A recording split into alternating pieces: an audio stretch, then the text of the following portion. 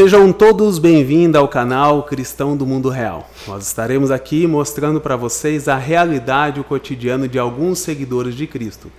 E conosco hoje está aqui o pastor Toninho, pastor da igreja Palavras que Curam, aqui de Campo Mourão. Pastor, obrigado por ter aceitado esse convite aí, de estar nesse bate-papo aí com a gente. Bom estar com vocês, bom dia a todo mundo. Que Deus abençoe a sua vida. Não sei que horas vão estar assistindo isso, né? Mas que Deus abençoe a sua vida. Amém, amém, amém. Pastor, o senhor hoje é casado? Faz só 34 anos. Pouco tempo. Como que é o nome da esposa? Bernadette Santos Ibanez. Legal. Tem filhos? Tem 2 filhos, o Ramon e a Gabriele. Minha filha tem 29, o filho está com 26 para 27. A gente vai ficando velho, não tem jeito não. Tem neto já, né? Já tem neta, a netinha Liz. A Liz é a nossa alegria, né? Neto é uma bênção, né? Não, filho é bom. Agora neto é 10 vezes melhor. Legal. E hoje, então, o senhor pastoreia a igreja IPC de Campo Mourão. IPC, Igreja Há quanto Palavras tempo que já? Curam. Bem, eu vim para Campo Mourão já faz 23 anos, completa agora em setembro 23, mas há 11 anos atrás nós iniciamos a Igreja Palavras que Curam. Eu era pastor da Igreja Quadrangular e Deus me deu uma direção e nessa direção a gente começou a Igreja Palavras que Curam. Foi um tempo de transição bastante delicado, mas eu creio que já superamos isso. Legal. Estamos legal. indo em frente. Então vamos começar lá no início, então, né? Começar pelo começo, né? O senhor nasceu onde? Eu nasci em São José de Rio Preto, estado de São Paulo. Estado de São Paulo. E já sou antigo já, hein? Sou de 64. 64, pastor. 27 de março de 64. Tem irmãos? Tenho 3 irmãos. Uma irmã do primeiro casamento do meu pai e 2 irmãos do segundo casamento. Algum mora aqui ou não? Tenho a minha irmã que mora aqui. Mora aqui? Frequenta a igreja Betânia. Legal. Maria Helena é o nome dela. Que bacana. E como que foi, pastor, ali a sua infância? Você morou com seus pais? Sim. Então, essa história é uma história meio complicada. Começou lá atrás, bem lá atrás. Meu pai acabou conhecendo a minha mãe, né? Minha mãe a história é uma história triste. E uma história assim que... Eu digo triste para ela porque, pela misericórdia de Deus, a gente superou bem isso. Mas eu tenho 3 irmãos do primeiro casamento da minha mãe. Ela deixou esses 3 irmãos para trás e, foi embora com meu pai. Aí, desse relacionamento com meu pai, teve a minha irmã mais velha, essa que mora aqui em Campo Mourão, e teve a mim. Também nos deixou. Foi embora. Eu era de colo, né? E parece-nos que nós temos mais uma irmã que eu também não conheço. E aí depois encontraram ela, acho que em 99, havia falecido ela num apartamento de um tio, lá do Rio de Janeiro, que a gente tem, que eu também não conheço, conversei por telefone acho que uma vez ou 2, não me lembro direito. E a minha mãe, então, a gente não teve assim um contato, pelo menos...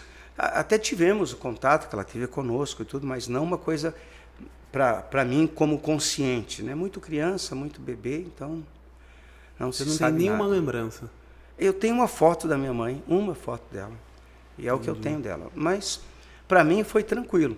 Para os meus irmãos do primeiro relacionamento dela, o que eu sei é que eles são muito frustrados, muita ferida, muita tristeza na vida deles. Até porque eles achavam que a minha mãe havia deixado do pai, né, da família, por conta deles como filhos. Eles se sentiam culpados por isso. Então, é uma história bastante difícil.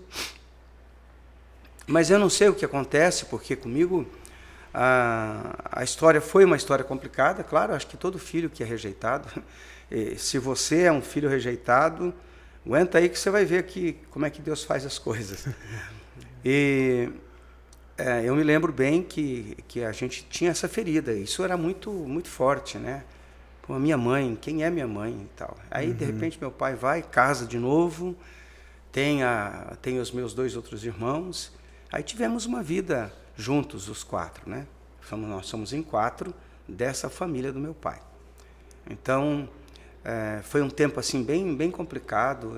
Teve um período, e eu acho legal esse período que aconteceu, porque eu estava muito frustrado. Eu estava com um plano na cabeça. Eu devia ter por volta de 12 anos. Acho que era bem isso aí mesmo. Eu estava cansado já de viver. 12 anos e cansado de viver. E aí... Mas será que era a falta da mãe? Era falta, era crise, né? Não. É crise. Porque você não queira ou não... Eu sou muito grato à vida da minha madrasta. Ela é uma pessoa... Até hoje eu chamo ela de mãe, né? Olha. Deus usou a vida dela para me ensinar coisas que hoje para mim são muito básicas, muito fundamental. Meu pai é espanhol, vindo de Barcelona, tinha umas ideias assim, um pouco fora da realidade, sabe? Ele meio sonhadorzão, não tinha os pés no chão.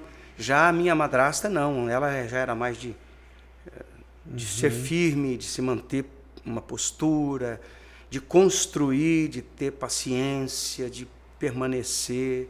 Era esse o jeito dela. Ela queria construir alguma coisa. E seu pai casou com ela, o senhor tinha quantos anos? Eu era bebê de colo. Era novinho. Não tinha consciência exatamente do que estava acontecendo. Depois você vai crescendo, sabe que ela não é mãe.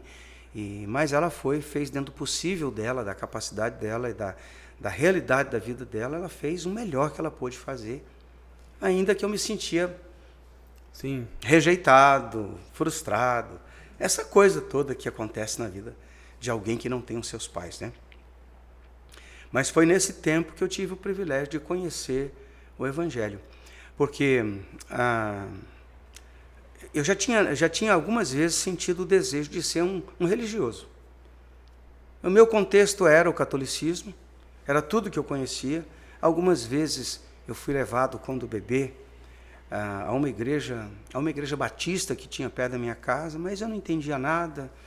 E eu pensava que para ser um religioso, era um desejo meu, né? Ser um religioso. Eu queria ser um padre. Já era uma coisa lá da infância. Essa coisa desses chamados muito repentinos, de repente eu fico até pensando, né? Será que a gente não foi chamado já por Deus, né? Não tem uma caminhada, precisa descobrir isso, né? Precisa descobrir. Mas nessa época eu pensava, então, com 12 anos, em tirar a própria vida, por frustração, solidão, etc. E eu encontrei na escrivaninha do quarto da minha irmã um Novo Testamento dos Gideões Internacionais. E eu falei, poxa, olhei e falei, que livro engraçado esse, eu pensei, né? Comecei a ler aquele livro. E fui lendo.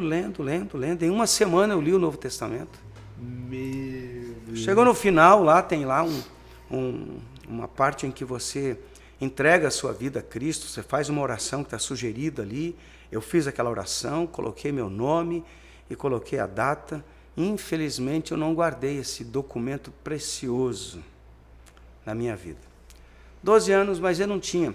Outra coisa importante, Joel, eu não tinha ninguém que me levasse a dar os primeiros passos na fé. E aquilo ficou amortecido, eu tinha 12. Com 14 anos, meu pai veio a falecer, infartou e faleceu. Aí a crise aumentou extremamente. Nesse tempo, eu morava com a minha madrasta num imóvel de um tio, irmão da minha madrasta. Ficamos por ali e já naquele tempo eu me envolvi com pessoas muito, muito difíceis. A gente muitas vezes não entende isso, que as companhias, elas influenciam a gente demais. Sim. E eu tive ali alguns amigos daquele bairro que eu morava que eram bem difíceis, envolvidos com problemas sociais complicados, né, com drogadição, com roubo, com mentiras, com coisas tão complicadas. Eu me envolvi com esse pessoal e eu estava indo já pelo caminho da criminalidade mesmo, sabe? E aí desse tempo, Deus quando tem um plano com a gente... Chegou a se envolver com algum assalto? A gente se envolvia com roubos, a gente se envolvia com droga, né? E ali o negócio era complicado. Muitas brigas que foram assim, bem complicadas, com arma, com tudo, sabe? Era uma gangue mesmo que tinha lá na cidade de Londrina. onde eu morava. Era a gangue do japonês. Era um cara muito violento, perigoso. Enfim, não vou nem citar o nome de quem que era, só isso, que era um apelido, né? E espero que ele tenha tido o privilégio que eu tive de poder conhecer o Senhor e a minha vida ser transformada, e foi isso que aconteceu. Então, nesse tempo, eu até saí desse pessoal depois, eu entendia que precisava ir por um caminho um pouco mais sólido de trabalho e tal, e não me envolver tanto com isso. Foi fácil sair? Não foi fácil sair, mas eu tinha uma coisa, o quanto é importante bons conselhos dos pais, né? Meu pai dizia assim, olha, se você for fazer alguma coisa, faça aquilo que seja digno para você assinar o teu nome embaixo. Se você não tiver a ousadia de assinar o teu nome, que foi você que fez, se você não tiver a hombridade de fazê-lo, é melhor que não faça. Meu pai falava isso ficou na minha cabeça. E de repente eu me vi numa situação envolvido com pessoas que eu não tinha a coragem de dizer, fui eu que fiz, né? Porque o negócio não era bom, era feio, era complicado. E eu, nesse tempo, meus amigos que estavam ali, eu percebi que estava indo para um caminho bem complicado. Eu acabei me mudando, né? Eu fui mandado embora de casa, afinal de contas, ninguém aguenta o cara muito rebelde demais, eu era esse cara, né? Olha. Eu vou aqui tomar uma água, dá licença. Opa, vontade. E acabei saindo mesmo e fui para um outro lugar. Arrumei um emprego num pensionato, eu era empregado doméstico. Ali eu aprendi a fazer de tudo, a pintar, a reformar móveis, a limpar, a cozinhar, fazia de tudo naquele lugar, mas era o lugar que eu tinha. E eu estudava bem ali no centro de Londrina, tinha um colégio estadual lá, e eu acabava indo para a escola e envolvido com a turma, né? A gente fumava maconha junto, aquela conversa. E é interessante que num período desses de meio de ano, as férias do meio de ano, volta das férias, uma menina que era da nossa turma, falando de Jesus para a gente. E eu fiquei desconfiado com aquilo, falei, essa menina endoidou. Porque ela era maluca, né? Ela era muito doida. E de repente ela ficou legal, ficou sóbria, falando de Jesus, porque Jesus amava a gente. Aquilo me incomodou profundamente. Mas eu fiquei reticente, botei os pés para trás e pensei, epa, peraí, esse negócio está muito maluco, esse troço aí. E eu me lembro que o nome dela é Luciana, e a Luciana falou de Jesus e eu fiquei observando. Uma outra menina da sala que era bem tímida, mas tímida de assustada, sabe? De repente a menina veio também, a Luciana falou de Jesus para ela foi para a igreja, a menina veio, começou a falar de Jesus para mim, eu falei, ó, o negócio é doido mesmo, eu falei, né? A maluca ficou quieta e a quieta ficou doida. Eu falei, esse negócio é muito, muito estranho, mas eu deixei para lá. Mas aquele convite ficou. Deixa eu falar para você que muitas vezes fica pensando, será que eu convido a pessoa para ir para a igreja? E se eu fosse você, eu convidava, essas coisas funcionam. Funcionam mesmo, porque muitas vezes você não sabe falar de Jesus, mas o seu convite pode fazer toda a diferença para alguém que está esperando que alguém fale, olha, me convida para ir para a igreja, pelo amor de Deus, estou precisando. E olha, foi um negócio assim, e nós tínhamos um grupo que dançava funk, nós éramos em sete caras ali. Ô Danilo, imagina o pastor Toninho dançando funk. Não, tem um vídeo meu lá, e eu estava lá na igreja uma vez, dando uma palhinha lá para o pessoal. Mas muito bem, deixa para lá isso aí. E eu estava dançando funk lá com o pessoal, eu estava no meio da pista, era aquela época da disco e luz e tal, e eu parei, todo mundo falou, oi, daí, né? Fazendo sinal para mim. Eu fiz assim que não e saí fora da pista. Eu falei, o que houve? Me perguntaram. Cara, me deu uma vontade, eu vou lá na igreja, cara. Tem um negócio que eu tenho que ir na igreja. Que igreja, rapaz? No meio do funk. Que igreja, rapaz? Você está ficando louco? Eu falei, não, rapaz, tem alguma coisa falando comigo. Eu tenho que ir para a igreja. Eu vou para a igreja. O pessoal começou a zombar da minha cara, tirar sarro e falar, você está ficando doido, cara. O que está acontecendo? Não, eu estou indo para a igreja. saí daquele, eram 5h30, 6 horas da tarde, saí daquele local, fui para a igreja, o pessoal foi atrás, para ver se eu ia para a igreja mesmo. Cheguei na porta da igreja, a igreja metodista de Londrina, cheguei na porta da igreja e... Era na sede? É na sede lá da metodista lá de Londrina. Eu não me lembro o nome da rua lá, se é Pará, acho que é isso. E eu cheguei ali naquele lugar, fiquei olhando, será que eu entro, será que eu não entro? Que horas que era isso? Isso já estava começando o culto, porque a gente foi andando, né? Nós saímos do lugar que a gente estava, fomos caminhando. E nesse meio do caminho, todo impedimento, não vai, para que isso, larga disso. Sabe, as pessoas, elas, quando não entendem os propósitos de Deus, né, e não conhecem as coisas de Deus, elas vão por esse caminho, né, achando que aquilo que está fazendo não é normal, não é bom. Né? Só quem depois experimenta sabe o quanto é bom. E eu sei que eu cheguei na frente da igreja, que resolvi entrar, entrei. Uma coisa interessante, rapaz, entrei e fui muito bem recepcionado na porta. Olha, gente, como é importante você receber um sorriso, um bem-vindo, e eu não... Você quer ir lá para frente? Me perguntaram. Não, eu vou ficar aqui atrás, no fundo. Normalmente é assim, a pessoa... E você tinha usado maconha, fumar? Eu tinha, mas aquilo, de repente, o efeito... Sumiu. Sei lá, eu nem me lembro. Eu só me lembro de uma coisa, eu estava muito, muito cansado, e estava acontecendo louvor, e eu achei aquilo meio estranho, não estava acostumado com as músicas. Sabe, o linguajar do crente é diferente, né? Mas eu fiquei por ali, fui ficando, o pastor começou a pregar. Rapaz, quando o pastor pregou, eu dormi, a pregação inteira. Mas dormi, sabe? Eu não dormia, cara. Eu não dormia, minha cabeça era acelerada, eu não dormia. Mas eu dormia que parece assim que me pegaram no colo e falaram, dorme que aqui é lugar bom para dormir. De repente eu acordei, o pastor estava fazendo o apelo. É um negócio muito louco. Mateus 11:28, vinde a mim, vós que estáis cansados, oprimidos e sobrecarregados. Eu falei, eu sou esse cara aí. Você não ouviu nada da palavra? Eu só ouvi. Eu sei que ele estava pregando, eu apaguei, e quando eu acordei, ele estava lendo o texto, fazendo o apelo para entregar a vida a Jesus. Tem um fato interessante que eu estava pulando, né?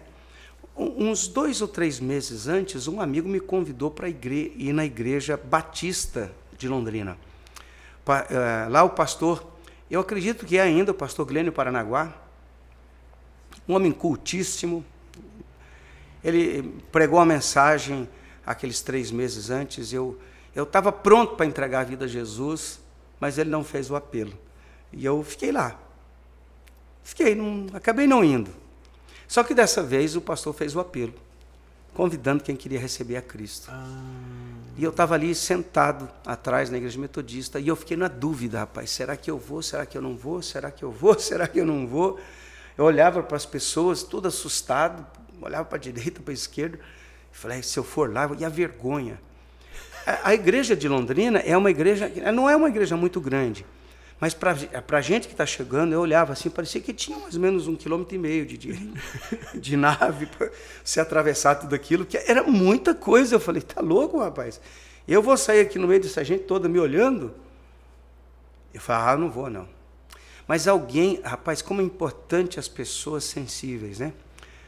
Uma senhora, que eu não sei quem é, até hoje não sei, chegou para mim e falei, jovem, bateu assim no meu ombro, eu virei para ela, você não quer ir lá para frente, entregar a sua vida a Jesus? Nossa.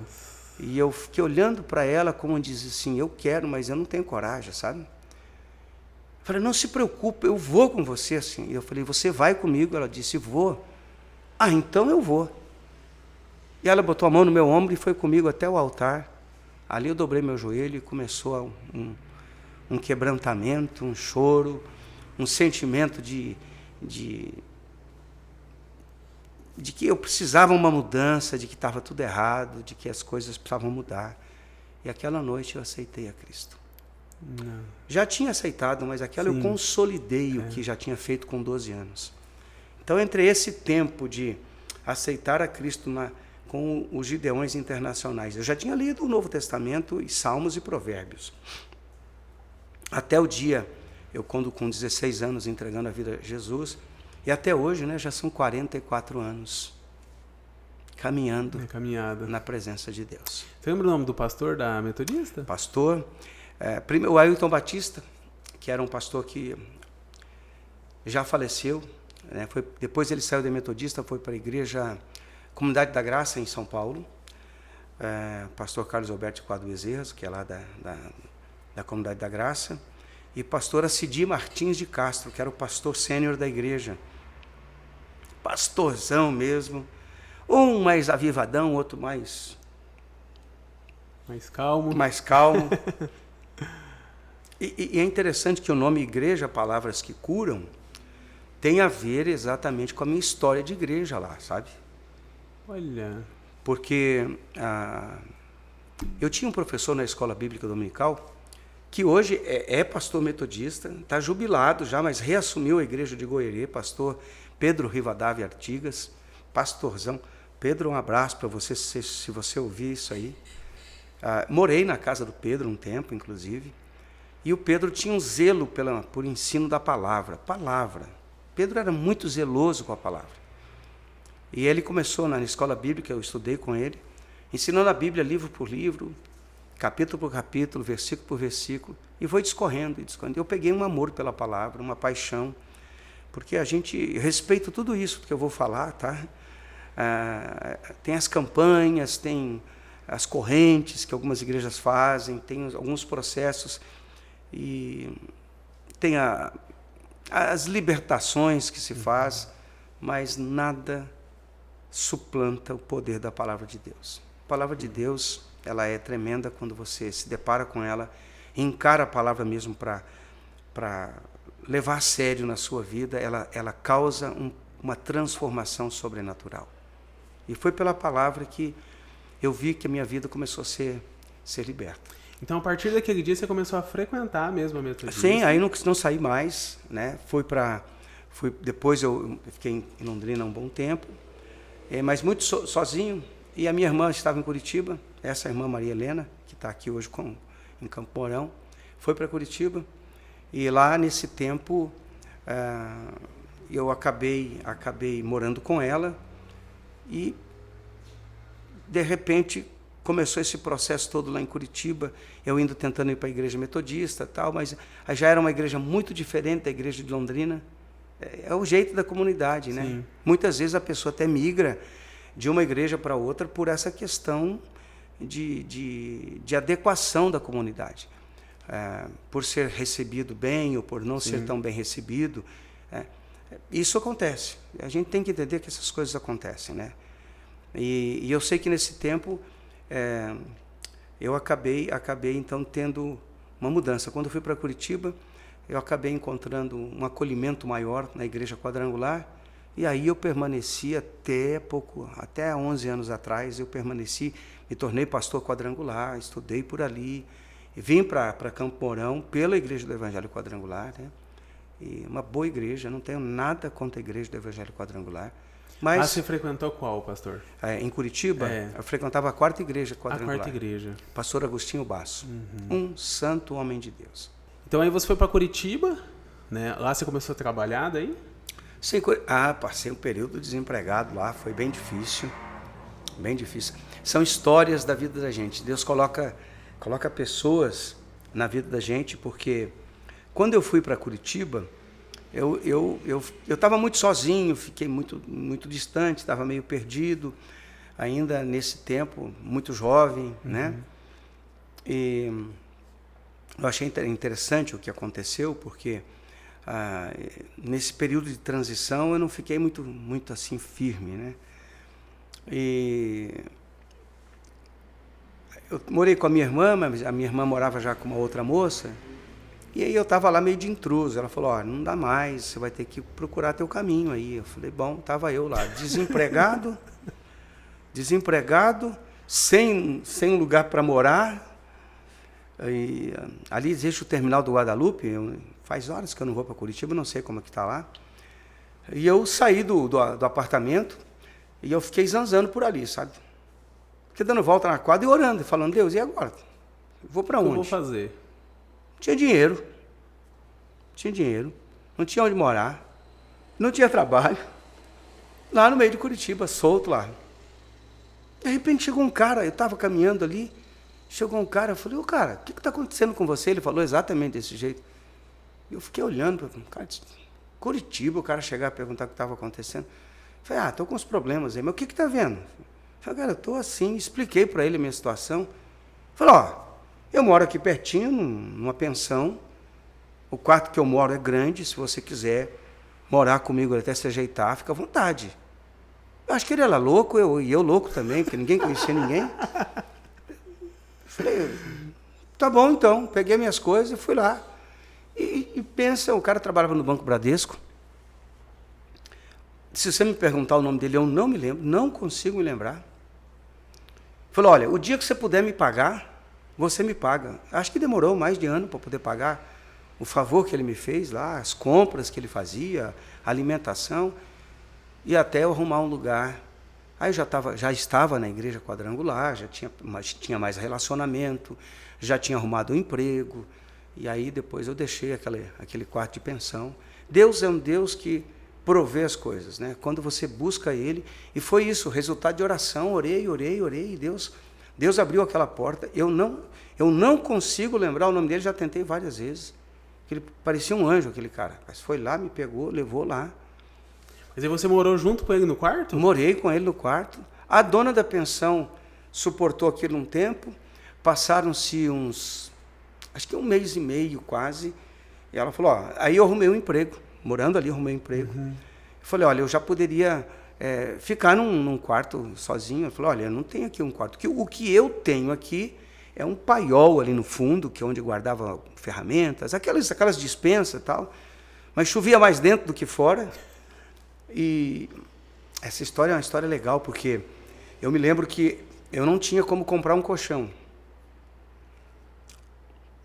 Essas coisas. O senhor tinha uma bolsa? Hã? Tinha uma bolsa com roupa? Tinha uma bolsa com livro, porque sempre me acompanhou, alguns livros, um pouco de roupa, e era tudo que eu tinha. Uma mochila, umas coisas ali dentro. Fui para esse quarto de pensão, esse lugar que ela estava, mas o colchão era o seguinte, era o trado do colchão, né, aquele estrado, que tinha aquele trado, e em cima eu consegui uns papelões, coloquei ali, e aquelas espumas de embalagem, aquelas espumas fininhas, eram o meu colchão. Quando chovia, eu tinha que dormir de lado.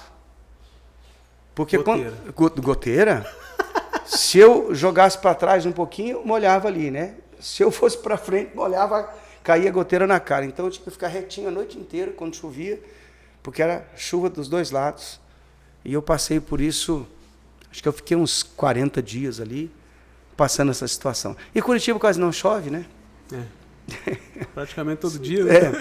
E aí eu fiquei ali, nessa situação, até que um irmão da igreja conseguiu lá uma pensão, que ele morou antes de casar, e não foi diferente comigo, morei ali até casar, naquela pensão. Uma pensão um lugar muito sério. Pastor, nesse momento, né, que você sentia as goteiras, o desconforto, você não chegou a pensar ou se arrepender por ter aceitado a Deus? Não, muito pelo contrário, né? Foi aí que eu me senti fortalecido, me senti encorajado, porque a caminhada sem Deus, ela é muito difícil. Eu digo, algumas vezes, hoje a gente pode falar isso, né? Que com Deus pode ser difícil, sem Deus é pior. E uma certa feita, eu vi uma ilustração em que a pessoa estava dizendo a respeito da arca, né? Da arca de Noé. Imagina dentro da arca aquelas famílias, a família de Noé, né? Dentro da arca, um lugar onde por 40 dias e noites, chovendo, fechado, não tinha praticamente ventilação, os animais ali dentro fazendo tudo errado, né? Aquele mau cheiro, aquela situação, é um caos. Mas estava melhor dentro da arca do que fora dela, né? E eu me lembro dessa pregação que eu vi há muitos anos, eu achei ela muito significativa, para mim fez muito sentido. Você que está pensando em sair fora da igreja, porque a tua igreja não é boa, quero contar uma história para você. Não existe igreja perfeita, não existe pastor perfeito, não existe crente perfeito. Toda igreja que você chegar, você vai ter que passar pelo processo de adaptação, de renúncia, porque é assim mesmo. Hoje tem um negócio engraçado, Joel. As pessoas, elas migram demais, elas não estão prontas para nenhum tipo de processo na vida. Começou um pouquinho de processo, aí eu vou para um lugar onde ninguém me conhece, ou que não precisa passar pelo processo. Cedo ou tarde, você vai ter que passar por aquilo, porque você vai ter que ser aprovado uma hora, né? E como é que você vai ser aprovado se você não passa pela prova? Então, é a prova de relacionamento, prova de perdão, prova de aceitar a fraqueza do teu irmão, a prova de aceitar as dificuldades que um tem, que o outro tem, que você tem, porque muitas vezes o problema não está só nos outros, né? A grande maioria das vezes, gente, né? O problema sou eu. É aceitar quem eu sou, o quanto eu preciso ser trabalhado, o quanto eu preciso ser moldado, meu caráter difícil. Porque tem uma coisa interessante que a gente vê. As pessoas aceitam a Cristo, ainda não foram totalmente transformadas, né? Sim. É um processo para a vida toda. Nesses 44 anos, tem hora que eu olho para o espelho e falo, oh, meu Deus, que ser humano complicado. Né? E eu aprendi exatamente isso, acho que na caminhada, sabe? Que o problema não é tanto as pessoas, o problema é a gente mesmo, né? Porque quando a gente fica bonzinho, tudo fica bonzinho ao nosso redor, né? Quando você melhora, tudo melhora. Eu me lembro de um rapaz que ele veio com um baita de um problema, pastor, eu vou ganhar as contas, lá no trabalho o clima está pesado e tal. Eu falei, cara, eu vou te dar receita para você resolver o problema no teu trabalho. Eu falei, pastor, primeiro vai ser ótimo, você vai se humilhar. Ficou me olhando assim, assustado. Vai lá pedir perdão para o seu líder, para o seu chefe. Fala que você não estava bem e que você foi. Melhora esse temperamento aí, cara, que você é muito orgulhoso demais. E ele foi. Sabe qual foi o resultado? Ele não perdeu o emprego. Sim. A questão da gente se relacionar é interessante isso. Eu não sei nem porque nós estamos entrando nesse tema, mas está aí. É o relacionamento mesmo que você precisa ter com Deus, né, com você mesmo, e o relacionamento com as pessoas. E quando parte para o relacionamento com as pessoas, é aí onde a coisa pega. Porque se relacionar... Casamento, ele é restaurado quando muda o relacionamento. Alguém do casamento muda, o casamento é transformado. Né? Lá no trabalho é a mesma coisa, enfim, é por aí. E eu sei que essa caminhada me desafiou bastante. Quando eu comecei a caminhar com Cristo, eu vi o quanto que eu precisava ser tratado, ser moldado. E como eu disse, não terminou ainda. Porque a gente tem feridas, né, que traz. E essas feridas te atrapalham. Sim. A pessoa muitas vezes não entende a luta que passou. Eu estou contando essa história para você, eu simplifiquei tudo, mas ninguém teve ali as noites que eu passei, as dificuldades que eu tive que enfrentar, rejeição, né, julgamento das pessoas, as pessoas te olharem e verem você como um objeto que podia ser usado. Né? Tudo isso foram situações que... você está na pior, então vamos aproveitar que você está aí. Quase trabalhar de graça, sabe? Essas coisas assim que acontecem. Não tem para onde ir mesmo. Não tem para onde ir, eu vou explorar esse cara aí. Então, isso aconteceu, né? Eu trabalhei em lugares em que só faltava pedir, pelo amor de Deus, me dá um aumento, né? Melhora um pouco a situação. Passar fome. Meu Deus, rapaz, vou contar uma coisa para você. Eu era slim, sabe? Mas não era porque eu queria, não. Eu, quando casei, eu pesava 57 quilos. Meu Deus! Era pele e osso. Por que tudo isso? Porque não tinha outro jeito. Se comia o que tinha e o que podia.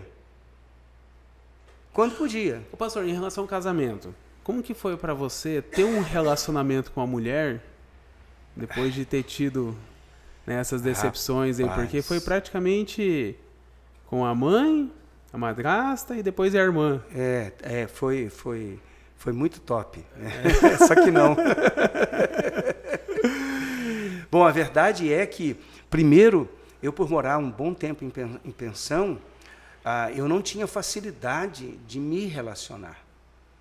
Então, eu sempre fui muito conversador por um tempo, eu me tornei uma pessoa muito... Uma máscara que eu usava. Conversava muito, dava muita risada, mas aquilo era tudo... Superficial. Tudo superficial. Eu tinha uma mágoa da minha mãe muito grande. Até que eu fui confrontado, por isso minha irmã me confrontou um tempo, porque eu não conseguia falar mesmo a respeito do tema mãe, família. Então eu não sabia lidar bem com isso. Aí um dia, sozinho, eu tive que orar e pedir perdão para minha mãe, mesmo que ela não estivesse ali, mas espiritualmente eu sei que isso teve um sentido muito sério, porque eu estava muito ressentido, muito magoado. Eu era aquele cara frustrado, porque todo mundo tem a mãe, eu não tenho, como é que é isso, né?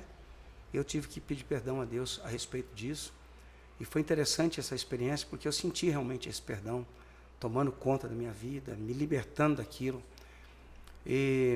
Mas quando eu casei, eu tinha muita dificuldade da questão da afetividade, de interagir com a minha esposa.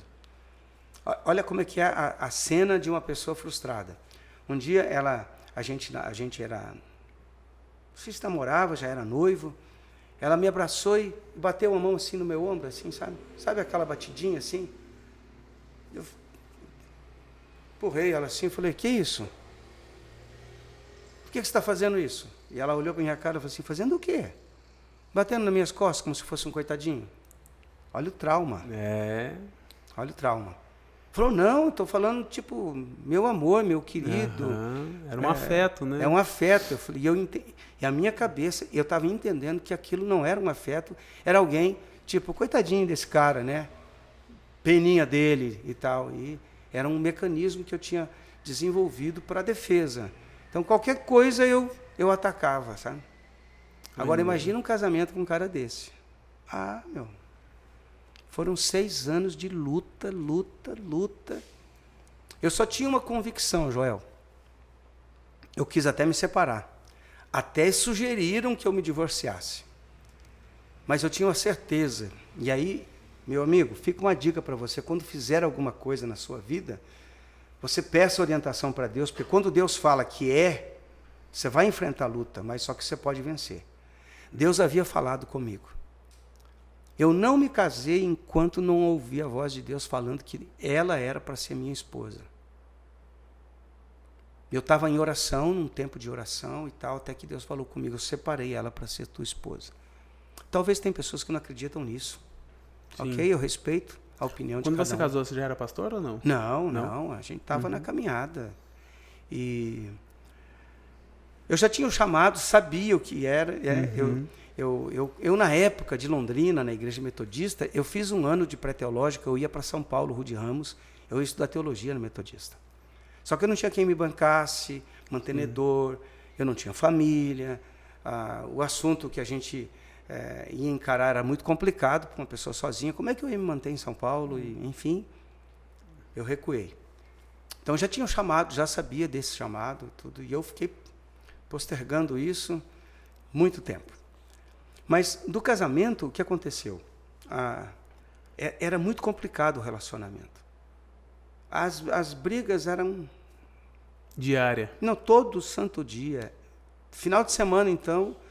Final de semana eu não trabalhava, né? Então, não estava trabalhando. Durante a semana, você ainda dava uma escapada e ia para o trabalho. Era complicado. E brigas, assim... E que tipo de brigas? Briga de fight mesmo, de ir... A pastorinha era... Boa de pancada, rapaz. Saiu no braço. Não, ela mesmo. ia pra cima mesmo e se não cuidasse, ela te acertava. Baixinha brava, rapaz. Hoje não, viu? Mas era complicado. Mas era difícil o quê, pastor? Tipo, você passar carinho pra ela, dar atenção? A gente não se entendia, e ela vinha também de as feridas que ficam, ela vinha de uma separação. Meu sogro havia traído a minha sogra, meu falecido sogro, que eu gostava muito dele, e havia traído a minha sogra, e isso ficou uma ferida. Então, sabe quando você une... A mulher com rejeição do homem, e o homem com rejeição da mulher. Então, duas feridas, quando se unem, viram um problema. Então a gente não se entendia, não conseguia conversar, era difícil de chegar em algum consenso. Faltava maturidade da minha parte, faltava maturidade da parte da minha esposa. E isso tudo culminava numa desavença terrível. E nesse tempo, quando você está brigando, você não está buscando a Deus. Sim. Você tem uma noção de que você está mais firme com Deus ou não, mas aquilo não é real. Não, eu sou um cristão, mas eu não sou um cristão que estou realmente praticando o cristianismo, que está cheio de gente assim, dentro das igrejas. Eu era um desses, estava lá, dizendo que era cristão, mas não estava vivendo o Evangelho. Porque quando você vive o Evangelho, a sua vida é coerente com aquilo que você fala, e aquilo que você fala é coerente com aquilo que você vive. Tem uma coerência, né? Sim. E eu não estava vivendo essa coerência, está complicadíssimo. E eu tinha uma memória que era aquilo que Deus falou comigo. Eu cheguei a procurar advogado por divórcio. Olha. Mas lá, rapaz, eu peguei, desembolsei recursos que eu tinha, paguei o advogado e nunca mais voltei lá, porque Deus falou comigo de uma maneira muito especial e eu tinha em mente que aquilo que Deus havia falado ia se cumprir. Então, se Deus faz uma promessa, não importa como você se sinta. E eu penso que aqui, hoje, na superficialidade que as pessoas vivem hoje, muito aflorada a emoção e pouca razão, pouco pé no chão, as pessoas se movem muito pela emoção, muito pela luz, muito pelo brilho, muito pela sedução. E infelizmente é isso, né? Não porque essa igreja é mais top, porque esse pastor é mais top, porque essa situação é melhor, olha como aquele grupo é melhor do que aquele outro. Você vai enfrentar os mesmos problemas. Ser humano é ser humano em todo lugar. E se não aprender a lidar com ele aqui, vai ter que aprender a lidar lá. Não tem conversa. Então as pessoas são muito emotivas, são muito baseadas em aparência, em essa coisa que acontece muito hoje por aí. Enfim, e eu sei que eu fiquei firme naquilo que Deus havia falado. Engoli muito sapo. Mas você amava? Claro. Não, vamos melhorar esse negócio. Teve um período que eu não amava, não. Eu queria, se possível, matar. Eu acho que eu... Você está dando risada porque não era você, Joel. Mas é verdade. Teve um período muito complicado, de muita discussão, muita briga. A gente não se entendia e era direto briga. A coisa começou a parar quando um dia eu falei, chega. Eu tinha mágoa, eu tinha vontade de separar mesmo. Era mágoa, muita ofensa, muita palavra difícil de engolir, de ouvir. Tanto da minha parte quanto da parte dela. Pastor, e nesse momento, como você já tinha sido abandonado, né, por outras mulheres, você já não esperava isso? Não, eu na verdade não. Eu esperava que, dentro daquilo que Deus tinha falado comigo, eu ia ter um casamento muito feliz. Só que os 5 primeiros anos não foram assim. O pessoal presta atenção, não é 5 dias que eu estou falando, nem 5 meses, é 5 anos. 5 anos. Eu suportei tudo aquilo porque Deus havia falado comigo. Quando eu vim para Camporão, foi a mesma coisa, Deus falou comigo. O que eu passei aqui em Camporão, mais rejeição, entendeu? Mas eu já havia aprendido isso, que não era pelo que me faziam, mas pelo propósito, pelo chamado, pela palavra de Deus. E a palavra de Deus sempre se cumpre quando você permanece firme. O problema é que muita gente, na hora de... tem um texto de Gálatas, né, que diz exatamente, Gálatas 6:9, que se você não desfalecer, não desanimar, você vai receber a promessa de Deus. O problema é que muita gente não fica firme para poder receber aquilo que Deus prometeu. Eu vou desistir disso porque não está legal. Você entra numa empresa, você vai ter um monte de problema para resolver. Aí você sai da empresa, o dono da empresa queria te dar uma promoção. Pronto, você saiu antes da promoção. Você desanimou, você afrouxou o garrão, né? Eu gosto de falar isso. E aí o que acontece? Sim. Você perde a bênção. Né? O casamento. O casamento, não, minha mulher é muito difícil, mas você também é muito difícil, cara. Para com isso. Vai para a luta, vai orar. E foi isso que aconteceu, Joel. Eu falei assim, sabe de uma coisa? Do jeito que eu estou, eu vou para o inferno, não vou para o céu. E aquele dia, eu me lembro como se fosse hoje, eu falei, eu me arrumei, final de semana, das costumeiras brigas. Quando não tinha uma briga no final de semana, eu falei assim, estou no paraíso. Tem alguma coisa errada. Não, tem alguma coisa muito errada. Eu me lembro que eu falei assim, estou indo para a igreja. Ela falou, bonito, né? Ela disse assim para mim, a pastora Bernadette. Não era pastora nessa época. Bonito, agora vai dar uma de crentão, é? Briga, quebra o pau e agora vai dar uma de crentão. Que legal, hein? E eu falei, olha, e foi essa a resposta que eu dei para ela. Eu não sei você, eu decidi ir para o céu. Se você quiser ir para o inferno, é por tua conta e risco, mas eu estou indo para o céu. Talvez alguém vai entender errado isso. Quer dizer que ir para a igreja é ir para o céu? Se você não for na igreja, não é para o céu? Não. Aquilo era uma atitude interna de decisão que eu estava tomando, de dizer que eu vou servir a Deus o resto da minha vida. E foi o que eu fiz. Aí as brigas começaram a diminuir. Ela foi para a igreja com você? Que foi nada. Falou um monte. Eu cheguei da igreja, estava com um bico desse tamanho. E briga, e discussão e tal. E eu decidi, quando ela começava a brigar, eu dobrava o joelho e ia orar. Ela começava a brigar, teve dia de chegar, assim, quase querer me agredir ali, eu, ajoelhado ali, em cima de mim, falando, sabe, aquela ira e tal. E eu falei, negativo, eu vou buscar Deus. E está decidido, e ponto. Eu não decidi me separar, eu decidi tomar uma atitude. Tomar uma atitude. Eu falei, eu vou buscar Deus, eu vou para o caminho que eu conheço. Buscar a Deus. E me coloquei nessa posição. Fui buscando a Deus. É essa atitude que eu tomei. E foi isso aí que transformou toda a minha história. Que legal. Aprendi que no meio da luta, você não desiste de igreja. Sim. Hoje tem uma geração engraçada de crente. Tá difícil a coisa, eu não vou na igreja. Rapaz, é aí que você tem que ir. É nessa hora que você tem que ir. Porque lá naquele ambiente que foi preparado para isso, tem gente que diz, hoje existem os desigrejados, né? Sim. Uma turma que diz que não precisa de igreja. Claro que precisa de igreja, meu. Mas você é pastor, por isso que você está falando isso. Não é porque eu sou pastor, é porque na igreja existe um ambiente onde a manifestação do poder de Deus, da palavra, tudo ali está preparado para abençoar a sua vida. E você, quando vai para a igreja, vai predisposto a receber. O movimento de sair da sua casa para ir para a igreja é a mesma coisa quando você sai da sua casa e vai para a faculdade, e vai para a escola. Você já está predisposto a ir aprender. E essa predisposição cria todo um ambiente interno necessário para aprender. Quando você vai para a igreja, não é diferente. Eu estou falando isso aqui, é ser científico, não é bobagem, não.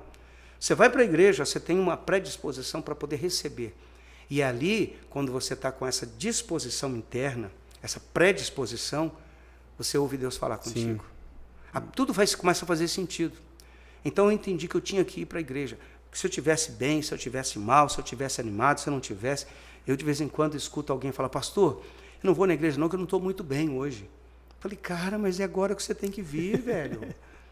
Vem para a igreja, cara, vem para a igreja. Não, eu estou com uma dor, vem que a gente vai orar e Jesus vai te curar.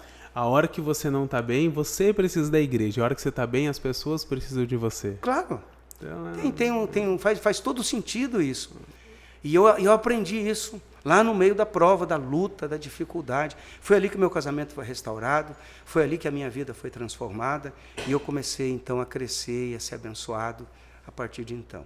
Passei lutas? Muitas lutas. Diversas, centenas. Mas eu aprendi o caminho.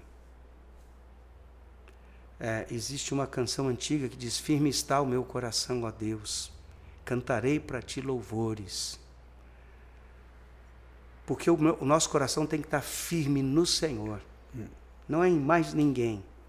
Eu sou pastor de uma igreja, meu amigo, mas não é a igreja que salva, não tem igreja que salva.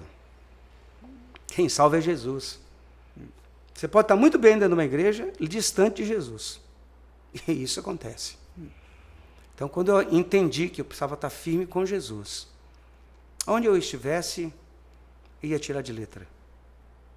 Eu me lembro de uma época, Joel, que eu estava namorando a minha esposa e surgiu lá um comentário que ela estava grávida. E eu fiquei muito bravo com aquilo. Falei, esses crentes são língua preta mesmo. É o que eu falei na época, né? Falei, vou sair da igreja. Ó, que motivo top para sair da igreja. Mas você tinha relação com ela? Não. Não tinha? Não. A gente teve um namoro na presença de Deus. Olha. Na presença de Deus, né? E depois que casou, virou o que virou? E depois virou Que prova, hein? Não, era luta mesmo. É a incompatibilidade, o temperamento, tudo isso. Eu precisava aprender a ceder, ela também, a pedir perdão, essas coisas todas. Mas é o que a gente, às vezes, como ser humano, pastor, a gente acha que não existe. Essa sequela, né? As consequências do que você viveu na infância, na adolescência. Isso traz um peso, né? Traz um peso. Porque tem gente que fala assim, eu aceitei Jesus, pronto, não tem mais nada disso. Não, isso tem um monte de coisa para tratar. O processo é... Tem um monte de coisa para tratar. E eu me lembro que eu quis sair da igreja e ela falou assim, mas por que a gente vai sair da igreja? Eu falei, você tem razão. Nós não fizemos nada. Cadê esse neném? Não existia gravidez, não existia nada. Eu falei, a gente tem que ficar aqui. E aqui que estão falando, é aqui que eles vão ver que não é verdade. E esse negócio, que estão falando de mim, porque eu vou sair, Fica aí, prova que você não é aquilo, Seja um pouco mais resiliente, né? Sim, sim. E eu sei que nós ficamos firmes, demoramos para casar, casamos, a minha filha nasceu 5 anos depois do nosso casamento.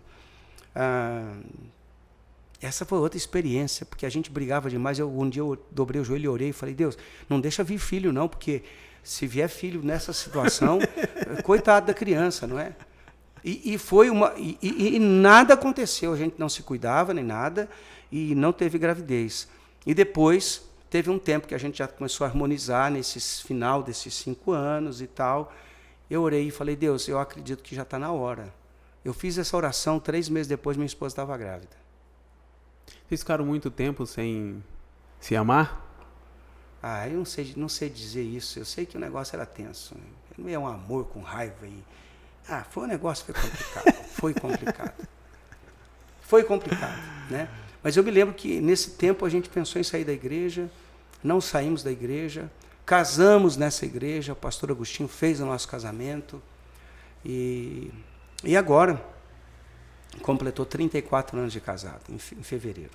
Nossa. E estamos aí. Teologia você fez em Curitiba, então? Fiz em Curitiba e depois eu fiz aqui em Campo Mourão. Aí eu já fiz faculdade, né? A esposa também fez Curitiba? Em Curitiba. E depois fizemos faculdade aqui de teologia. E aí, então, essa vinda para Campo Mourão foi para pastorear uma igreja aqui? Não, eu vim aqui para cuidar da região.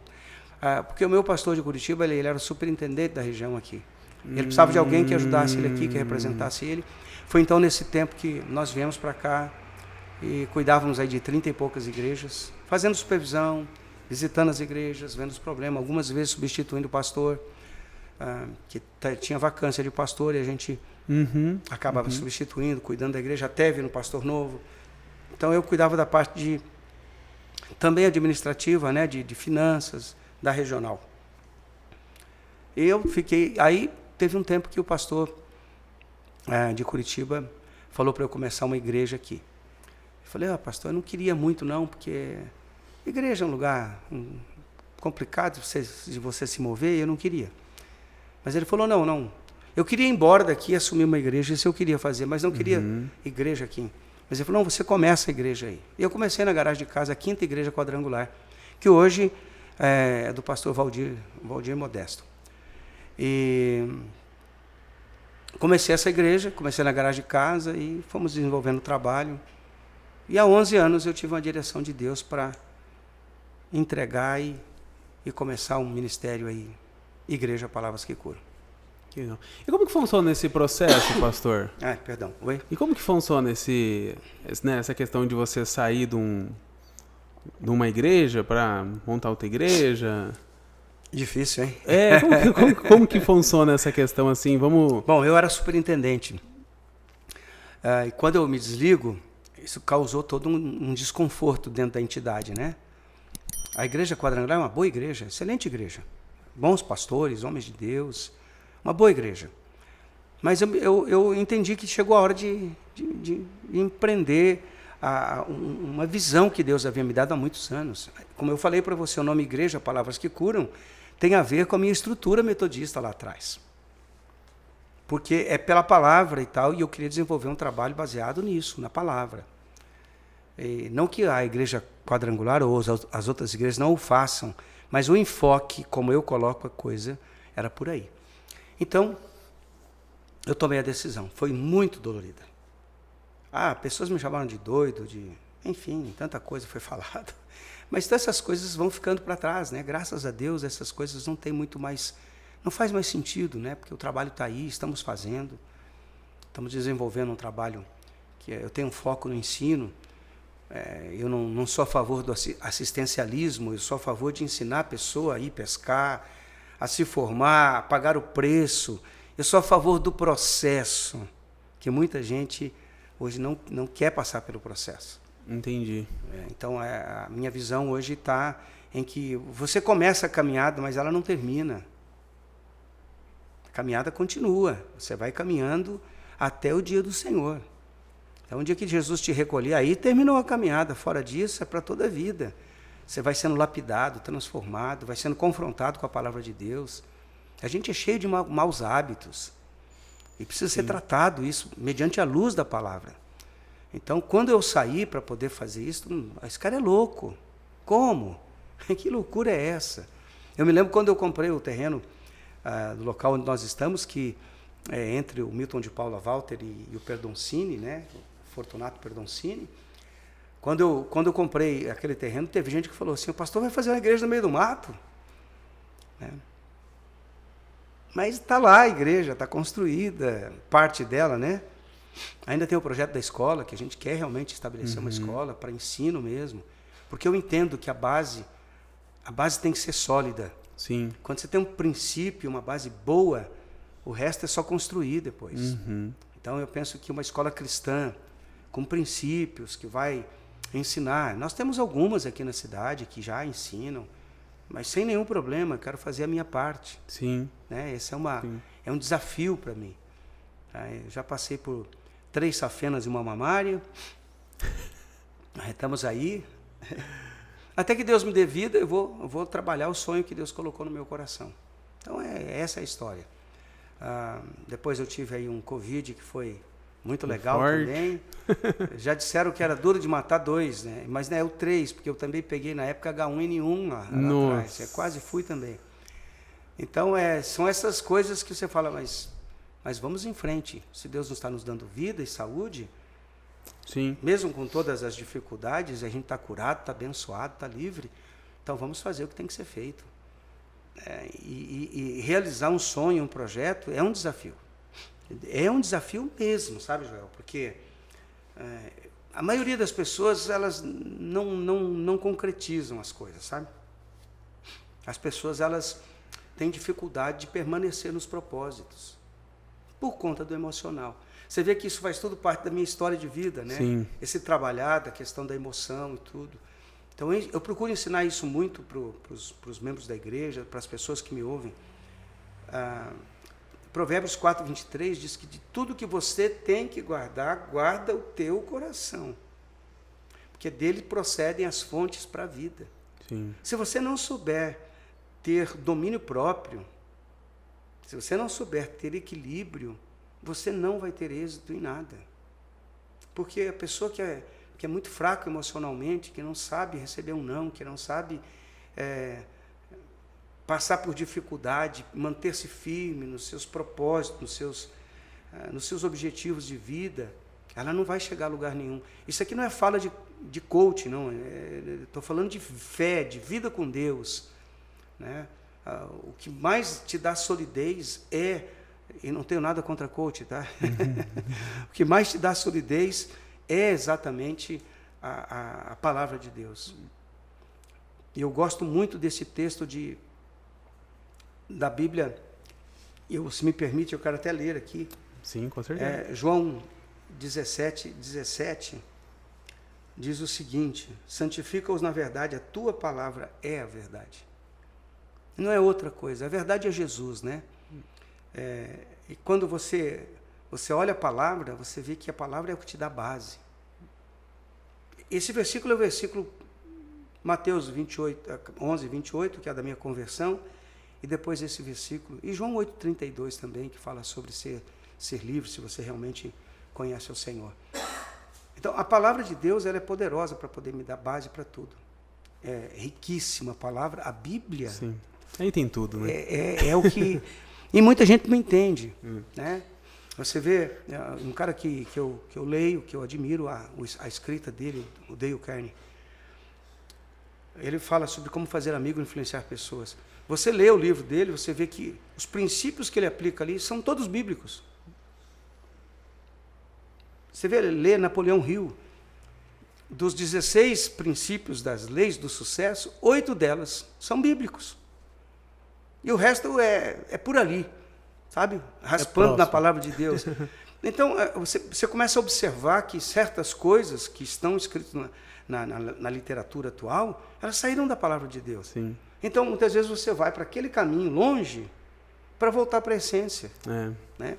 São muitas coisas que, quando você começa a descobrir, você fala, poxa, a palavra de Deus ela é suficiente para me dar firmeza. Então, eu decidi basear minha fé toda na palavra de Deus. Pastor, em relação à igreja, tem uma só IPC ou tem mais? Não, eu tenho um trabalho começado em Juranda e temos um imóvel em Barbosa Ferraz, temos lá um imóvel. A ideia da expansão da igreja, ela é real, mas eu penso, como é do meu perfil, vamos primeiro ter uma base sólida. Entendi. Que é o que nós estamos construindo com toda a solidez, com toda a firmeza, né? Nós temos lá uma propriedade hoje que tem um valor bastante expressivo. Quando compramos não era assim, mas hoje já é bastante expressivo. Estamos terminando uma construção de 2.400 metros. Queremos startar a escola já nessa primeira etapa, depois construir um prédio no fundo para a escola. Aí eu pareço louco falando essas coisas, porque a gente não tem dinheiro. E se eu te contar os milagres que aconteceram nesse tempo de construção, é coisa... Deus é maravilhoso, né? Deus é bom demais. E as coisas estão acontecendo. Domingo passado agora eu estava lá com uma dificuldade de caixa ali, né? E eu orei a Deus, falei, Senhor, o Senhor precisa fazer alguma coisa, porque... não estava com dificuldade, mas eu sei como é que são as coisas vão acontecendo. E de repente vimos na conta, aparece lá 20 mil reais na conta, né? Eu falei, glória a Deus, alguém fez um Pix. Glória a Deus. Amém. Glória a Deus. E tantos milagres. Mas, pastor, deixa eu fazer outra pergunta acho que o pessoal vai ficar curioso também para querer saber.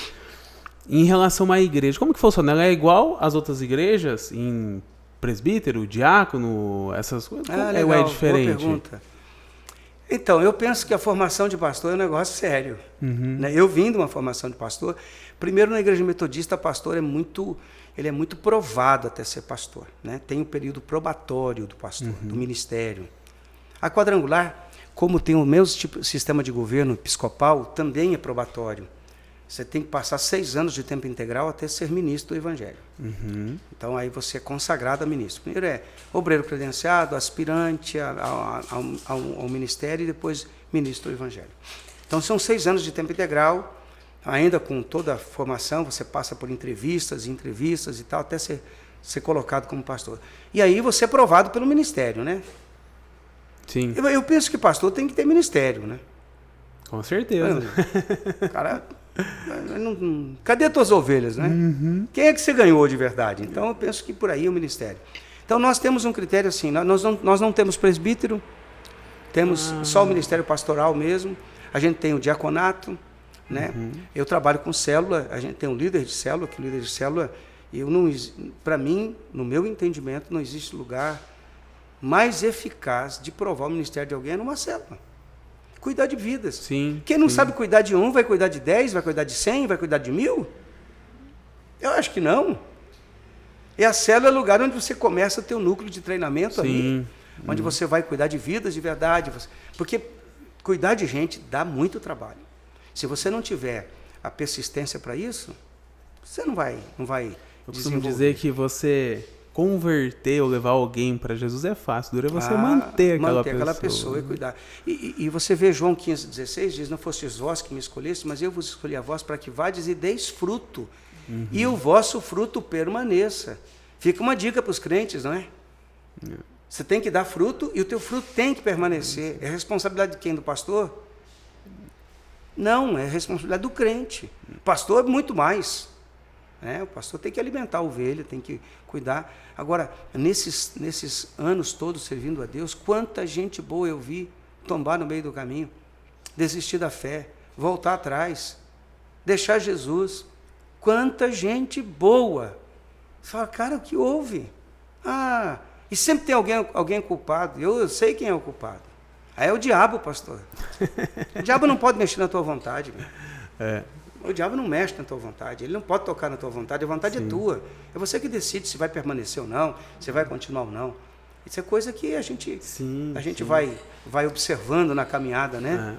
Padre, deixa eu te fazer uma pergunta que me vem na cabeça aqui em relação ao presbitério. Na maioria das igrejas tem os presbíteros e o conselho, né? Que daí toma a decisão pela igreja. Ali na tua... Tem um conselho executivo, né? Daí tem um conselho executivo. Nós temos um conselho executivo. Na verdade... A igreja IPC tem um detalhe diferente. Nós não somos uma igreja de presbitério, não somos uma igreja episcopal como a metodista, como a quadrangular, nós somos episcopais. Nós somos um governo executivo. É um governo executivo.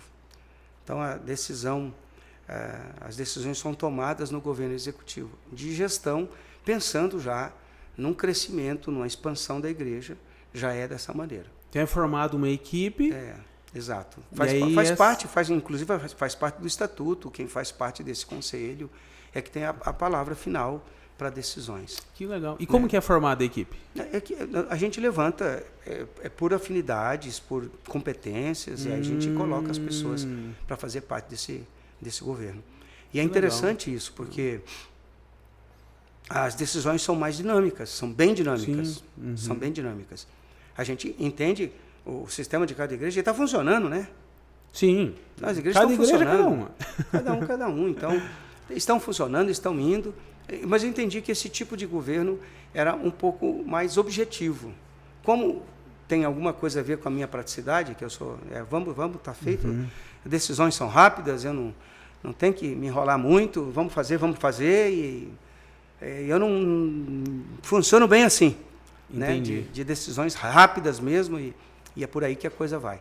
Então, esse é o sistema de governo. Isso está previsto dentro do nosso estatuto, nós temos um estatuto, declaração de fé, está todo bem formatado ali, e funcionamos dentro dessa realidade. Pastor, para a gente pegar o nosso último tópico aqui, a gente pensa que não, mas o tempo passa. Né? Foi.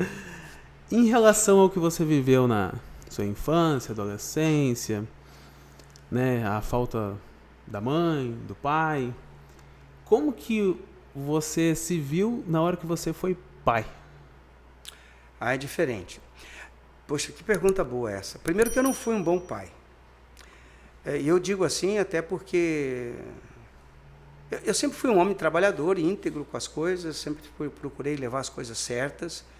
Trabalhar é uma coisa que para mim não me põe medo, sempre trabalhei muito.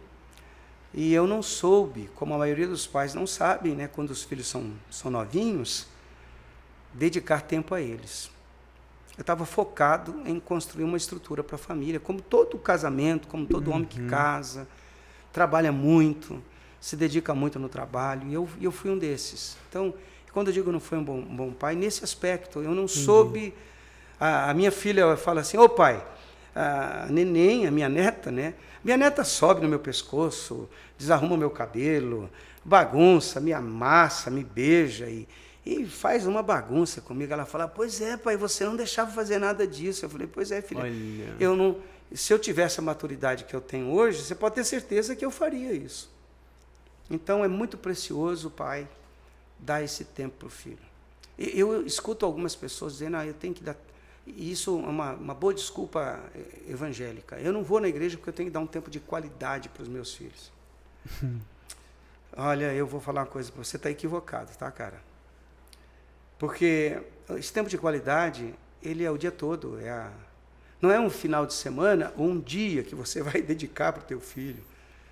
É a hora do almoço que você vai lá e brinca e escuta. Aprenda a escutar. Acho que uma das maiores dificuldades do homem é escutar. O homem tem dificuldade de escutar, de olhar para a pessoa e escutar. Então, o filho gosta disso. Esse é um tempo de qualidade. É todo o tempo. Não é eu vou sair para jantar com o filho. Você sai para jantar com o filho e fica discutindo, dando bronca. Não é isso. O tempo de qualidade para a tua esposa, o tempo de qualidade para o teu filho, é aquele tempo que você vai investir no relacionamento. Investir no relacionamento não tem um dia para isso, é todo dia. É dar mais atenção, é escutar mais. Eu tenho uma expressão que eu uso, é uma expressão minha. Escute com os olhos. O que é escutar com os olhos, pastor? Preste atenção, olha para a pessoa quando ela está falando. Atenção concentrada. Isso aí é tempo de qualidade. É todo tempo. Então, você pode dar essa... Eu tinha uma dificuldade, Joel, isso eu aprendi com a minha esposa. Minha esposa é muito boa para escutar. E eu sou muito prático, eu não escutava. Então, eu comecei a me policiar. Poxa, tem alguma coisa errada comigo.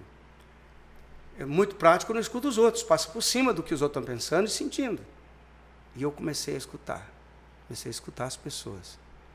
E aí eu aprendi a escutar olhando na pessoa. Você olha no rosto da pessoa, a pessoa ela tem um sentimento, ela tem uma expressão. Filho tem sentimento, filha tem sentimento, esposa tem sentimento. Para e escuta.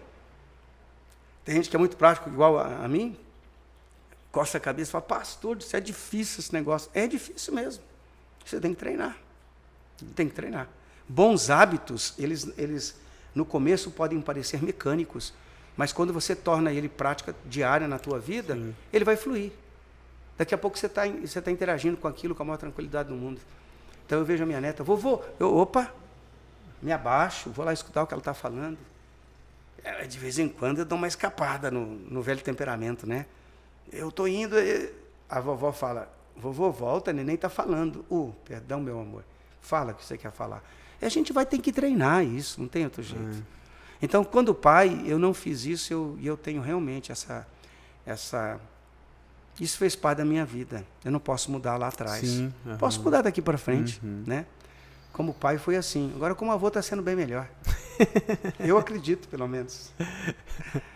Mas é interessante, pastor, ouvir isso, porque às vezes a pessoa olha de fora, o pastor é perfeito, né? Perfeito, a vida dele é perfeita, a família é perfeita. Ô, Joel, um dia eu estava pregando numa igreja e eu virei para os pastores que estavam atrás e falei, não é verdade que a gente é cheio de defeito, precisa melhorar muito? Nunca mais voltei para pregar lá. E os pastores ficaram me olhando, você está expondo a gente, né? Gente, isso é uma coisa que você tem que saber, meu amigo. O pastor não é um cara perfeito.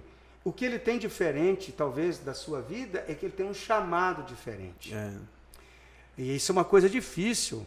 Eu de vez em quando, vejo membros de igreja se equiparando ao pastor. Mas não tem como se equiparar. Porque o dia que você for pastor, estiver assumindo na frente de uma igreja, estiver ali no comando, passando as agruras do ministério, e eu não estou reclamando, eu estou dizendo que no ministério você passa muita dificuldade. O dia que você estiver nessa posição, aí você pode dizer, não, aí nós estamos de igual para igual, o mesmo chamado. Porque existe uma unção que é colocada na vida de um pastor. Sim. É uma unção ministerial. É um trabalho que você vai desenvolver, que não é para todo mundo mesmo. Então o cara chegar lá, não, porque eu prego muito bem, eu sou pastor. Não, você prega muito bem, você não é pastor. Não estou aqui julgando ninguém, nem enquadrando ninguém, nada. Só estou dizendo que o pastor vai sentir o que é ser pastor quando ele estiver pastoreando. Aí ele vai viver o que é ser pastor. Fora disso, ele tem uma ideia, né? E tem a história, né? Porque, querendo ou não, às vezes a gente se compara com a pessoa, mas aquele momento. Mas o que passou, o que a pessoa viveu, até onde chegou. Aqui nós temos alguns pastores mais antigos na cidade, né? Nós temos aí o pastor Anunciação, temos aí o pastor Lauro, pastor João dos Anjos, pastor André, da primeira quadrangular. Tem o pastor Pereira também, que está já há bastante tempo aqui. Eu não me lembro de mais alguns. Nós somos os pastores mais antigos da cidade.